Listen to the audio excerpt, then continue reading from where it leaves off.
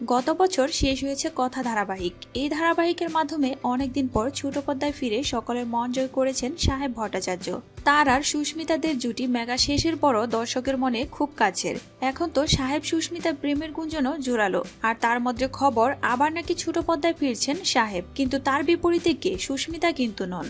একটি সংবাদ মাধ্যমে প্রকাশিত হয়েছে এবার জুটি বাঁধতে চলেছেন হিয়া মুখোপাধ্যায়ের সঙ্গে। হিয়া মুখোপাধ্যায়কে সর্বশেষ দেখা গিয়েছে স্টার জলসার গীতা এলএলবি ধারাবাহিকের নায়িকার ভূমিকায়।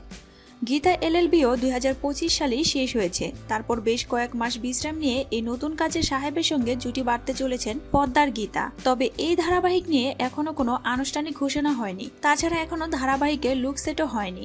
তবে কেবল সাহেব ভট্টাচার্য ও হিয়া মুখোপাধ্যায়ের নতুন ধারাবাহিক আসছে এমনটা নয়, স্টার জলসায় আরো অনেকগুলি নতুন ধারাবাহিক আসতে চলেছে। এই ধরনের আরো নতুন নতুন আপডেট পেতে চ্যানেলটির সাথেই থাকুন।